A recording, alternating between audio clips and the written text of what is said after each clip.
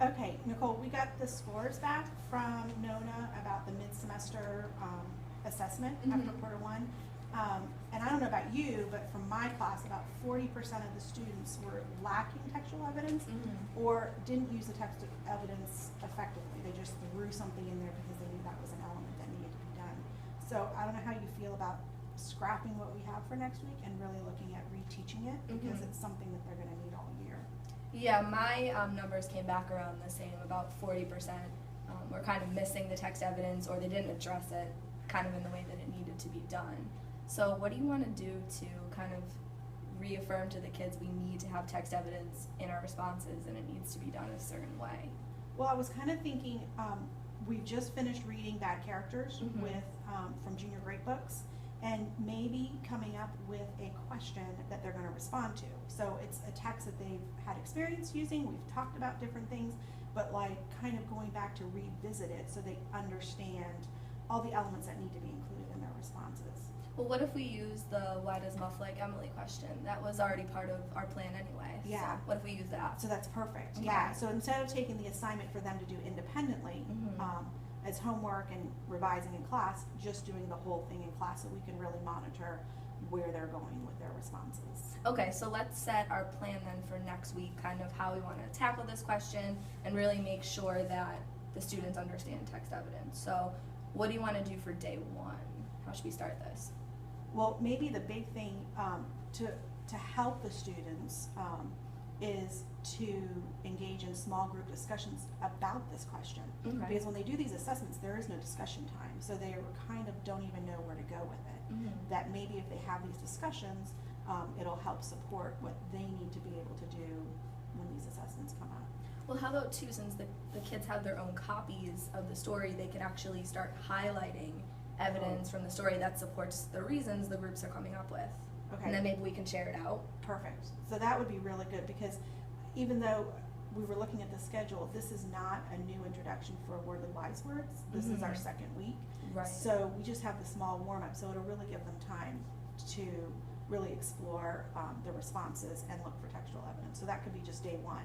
Good, yeah, and if we have a group that's really stumped on answering the question, at least if we do a share out, they'll hear from other groups and get some ideas of what we're looking for. And this would be, I think, a great time to kind of pull out some of our highlighted students, our slow identified students, so that we can see where they're at. So allowing them to be in their discussion groups, but then pulling them to see what they understood from their discussion groups, what they've taken from that. Yeah. To make sure they're on the right course.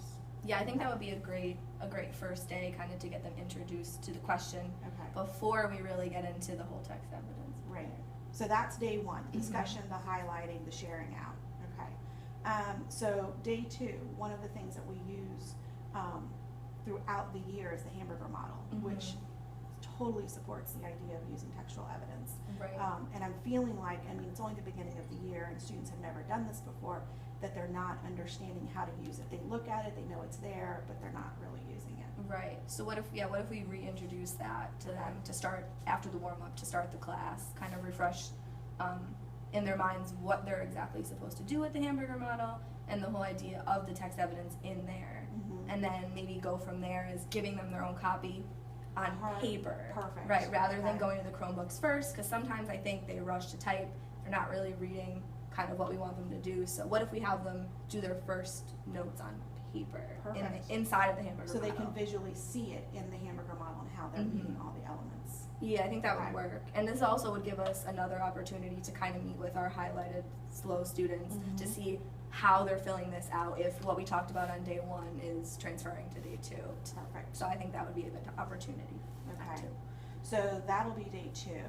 And then, so what do we want to do for day three? Because no matter how much we tell them what they need to be doing or we tell them how to do it, they learn a lot more from their peers. So making maybe day three more of a peer editing of those hard copies of the hamburger model. What was their claim? What was their transition? Did they have a good transition? What was the textual evidence in it? Right. So that they're learning not just from having done their own, but looking at someone else's, and maybe mistakes or missing elements will pop out to them that they'll be able to then reteach to their peer. Yeah, I think that's a good opportunity for that, to see not only can they fill it out, but then can they apply the information to someone else's work. Okay. And then maybe that day, I don't think that's probably going to take the whole class, so this might be a good time after they edit to start working on the final on Google Classroom. Yeah, and since they have the hard copy on the desk, Mhm. they won't have to flip between two different slides or Right. tabs when they're typing on the final response. Yeah, I Okay, think so they'd be that's good for day day 3. 3. So then Thursday, which is day 4, maybe doing the exact same thing, because sometimes a lot of information gets lost from the hard copy into their final because Mhm. they're just focused on typing. Right. Maybe really doing the peer editing, not only for the hamburger model, but all those rubric elements that they see on Right. everything. They Mhm. just, after a while, they don't even see the rubric anymore on the Right. document. So that might be a really great way to help support so that they see what they're missing Right. in their elements before they submit it. Yeah, you're still looking for the hamburger model elements, but also then looking for all the other rubric elements that maybe didn't go from paper to computer. So I think Right. that would be good for that. Okay. And then Friday, we have our Wordly Wise quiz scheduled, and that Mhm. takes usually about 20 minutes. Yeah. The kids aren't, it's not usually too difficult for them. But then instead of just having ended yesterday on the response, maybe, because we've done it visually, we've done it on paper, we've done it electronically, but Mhm. maybe having volunteers, because we always have those people that want to volunteer, to share out their responses, and as Mhm. audience members, they're tasked with hearing that there was a claim, and we kind of Mhm. ask questions about that. What was the claim? What was the evidence, Mhm. that they used? Did they tie it back into the claim? Were they able to explain it? Because that, I think, is gonna help solidify the learning piece, Mhm. so that they see it in different ways. And Yeah. hear it. I think that would be a great activity to follow up with the quiz.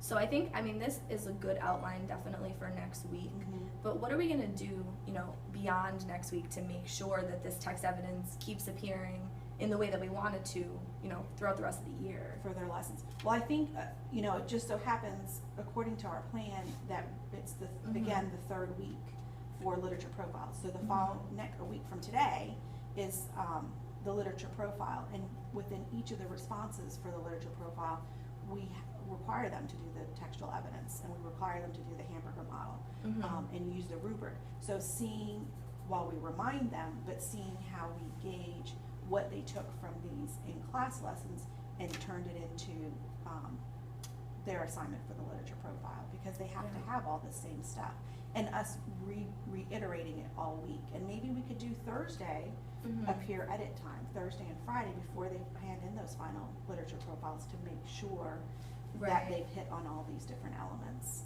Yeah, I think that would be a good idea, and this will give us a chance kind of to see in a few weeks if they're still Mhm. remembering kind of what we went over next week. So. Because this isn't changed from week to week. We keep the same thing, but it's the beginning of the school year. They've Right. never done this before. Yeah. You mention an assessment and they freak out. They just answer the question with an opinion. Mhm.